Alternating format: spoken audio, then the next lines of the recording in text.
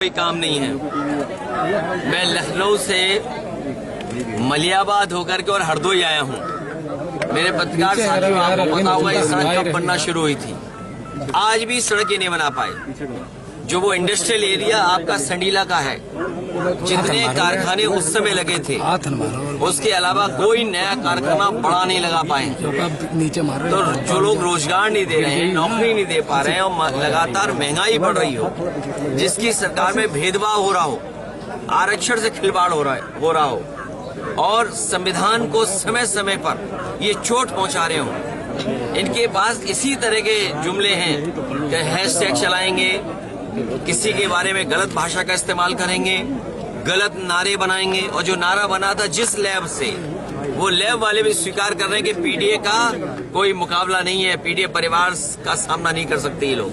Sir 27 का एक banner लगा है, एक पोस्टर लगाया गया आपके समाजवादी पार्टी के दफ्तर पर, उसको लेकर आज एक केशव प्रसाद मौर्य का बयान आया कि 27 छोड़िए 47 तक का सपना जो अखिलेश जी देखना चाहिए। देखिए, आप सब चैनल वाले लोग हैं और अगर YouTube न सब्सक्राइब करें आप, तो बीच में विज्ञापन आ जाता है और विज्ञापन बड़ा परेशान करता है। तो मुख्यमंत्री जी जो चीज फेस नहीं कर सकते हैं, तो इस तरह के कुछ लोगों को वो सामने रखते हैं। हालांकि आजकल सर्कस बंद है, नहीं तो आप जानते होंगे कि सर्कस में उस गैप को फिल करने के लिए कुछ ऐसे लोग रखे जाते हैं जो गैप फिल कर सके। तो ये किसको कह रहे हैं? लगातार ये अरे मेरे पत्रकार साथी बहुत समझदार हैं। डिप्टी सीएम केशव प्रसाद मौर्य कह रहे हैं कि भाजपा सभी सीटों पर जीतेगी और सपा का भविष्य अंधकारमय है। हम लोग जोड़ेंगे और आगे बढ़ेंगे, जोड़ेंगे, बीजेपी को हराएंगे। सर जौनपुर में आज एक हत्या हुई है, ताइक्वांडो खिलाड़ी की हत्या हुई। कानून व्यवस्था पर आप लगातार सवाल उठा रहे हैं। अनुराग यादव नाम का लड़का है जिसका गला काट के हत्या की गई है। प्रशासन समय समय पे निष्पक्ष कार्रवाई करे। प्रशासन अगर जनता की सुनने लगे तो आज घटना जौनपुर में जो हुई है, ऐसी घटना नहीं होती। प्रशासन और सरकार के लोग न्याय नहीं दे पा रहे, इसीलिए इस तरह की घटनाएं हो रही हैं। जौनपुर में इससे पहले एक बिंद परिवार के नौजवान को पीट पीट करके पुलिस ने मार दिया। उसी जौनपुर में पुजारी यादव की भी हत्या हुई। अभी कुछ दिन पहले लखनऊ में आपने देखा होगा मोहित पांडे की हत्या हुई। उससे पहले गौतम जो दलित समाज से नौजवान था, उसकी हत्या हुई। तो ये कस्टोडियल डेथ और पुलिस मनमानी कर रही है। इतना करप्शन और भ्रष्टाचार कभी नहीं हुआ होगा जितना इस सरकार में हो रहा है। और बीजेपी वाले बचाने वाले लोग नहीं हैं, बीजेपी के लोग फंसाने वाले लोग हैं। ये लोगों को फंसाते हैं, बचाते नहीं है, फंसाते हैं। और बीजेपी किसी की सगी नहीं है, ये हमसे मत पूछो, ये बीजेपी वालों से पूछो। और बीजेपी वालों से बेहतर कोई नहीं जानता होगा कि बीजेपी वाले किसी के सगे नहीं है। भाजपा के लोग लगातार कह रहे हैं कटोगे तो बटोगे। देखिए, ये पीडीए की ताकत से घबरा करके ये नारा निकाला गया है और ये किस लैब में तैयार हुआ है और सबसे सुटेबल व्यक्ति कौन हो सकता था, उसके लिए हमारे मुख्यमंत्री जी को आगे लाया गया। इस बार पीडीए लोगों को जोड़ेगा।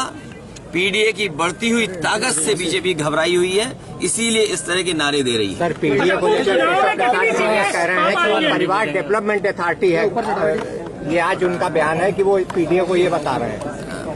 ये पीडीए परिवार वो है जो सामाजिक न्याय की लड़ाई को आगे बढ़ाना चाहता है। ये पीडीए परिवार वो है सामाजिक सद्भाव को आगे बढ़ाना, जो लोकतंत्र, संविधान, बाबा साहब भीमराव अम्बेडकर जी का और लोहिया गांधी के देश को जो खराब कर रहे हैं उनको बचाने वाला ये है। जो भाईचारा कोई बचा रहा है, तो आज पीडीए परिवार के लोग भाईचारा बचा रहे हैं। ये सर ऐसा क्यों बोल रहे हैं, ये बयान देते हैं? उन्हें कोई विभाग अच्छा चाहिए होगा। यही तो मैं कह रहा हूँ। हमारे पत्रकार साथी सब जानते हैं, यूट्यूब तो देखते होंगे। अयोध्या के सब्सक्राइब किया कभी नहीं किया? अगर सब्सक्राइब नहीं हो तो बीच में ऐड आता है चैनलों में, ऐड, ये ऐड है बीजेपी के। इतने में समझदार हो आप। अखिलेश जी, लॉरेंस बिश्नोई विज्ञापन है बीजेपी के। अखिलेश जी, लॉरेंस बिश्नोई गैंग तमाम लोगों को धमका रहा है। कल पप्पू यादव को भी धमकाया है, बाबा सिद्दीकी की हत्या भी हो चुकी है। इससे भी महत्वपूर्ण बातें हम लोग सुन रहे हैं और वो इंटरनल सिक्योरिटी के लिए बड़े सवाल हैं कि कोई भी हवाई जहाज उड़ता है उसमें धमकी आ जाती है बम की। अभी तक तो हवाई जहाज में धमकी आ रही थी, अब और जगह भी धमकी मिल रही है। और आपको याद होगा विधानसभा में मुख्यमंत्री जी को लग रहा था और बहुत सी हमारी जो एजेंसी है उनको लग रहा था कि आरडीएक्स है इसमें, लेकिन बाद में आपको याद होगा क्या निकला था। वो लकड़ी को घिसने के समय पर जोड़ने के लिए जो मसाला होता है, जांच के बाद वो निकला। ये इंटरनल सिक्योरिटी, बॉर्डर सिक्योरिटी में बीजेपी असफल हुई है। जो मुद्दे हैं बेरोजगारी के, गरीबी के, महंगाई के, कारखाने लगे नहीं, निवेश आया नहीं, और उसका परिणाम यह है कि समय समय पर ये मुद्दे बदल रहे हैं और बातचीत आपके माध्यम से, आपके कुछ साथियों के माध्यम से, प्रीपेड पोस्ट पेड योजना के माध्यम से ये जनता का ध्यान हटाना चाहते हैं। सर, आपने विधानसभा की बात की कि अभी कुछ दिन पहले जो है मुख्यमंत्री ने एक भाषण दिया था 1:30 बजे दिन में, और उन्होंने यहाँ के जो पूर्व जिलाध्यक्ष थे समाजवादी पार्टी के, उनको आरोपित किया था, जबकि उनकी गिरफ्तारी रात में उसी दिन 11 बजे हुई।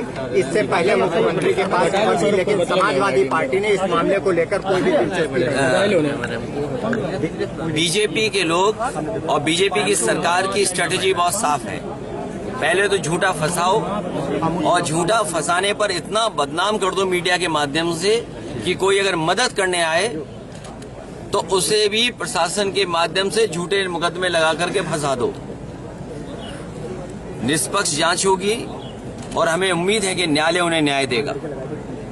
और बीजेपी के लोग तो ऐसे हैं, हमारे पत्रकार साथी, अगर आप में से कोई सच्चाई दिखा दे, भ्रष्टाचार की भी खबर चला देगा, तो ऐसा मुकदमा लगेगा, ऐसी धाराएं लगेंगी कि आप हाईकोर्ट में भी घूमते रहना, आप जमानत नहीं पाओगे।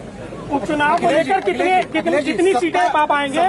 9 में से 9 पीडीएफ परिवार सीटें जीतने जा रहा है। अयोध्या सांसद अवधेश दास को लेकर साधु संत लगातार विरोध कर रहे हैं कि राम मंदिर ना ही दर्शन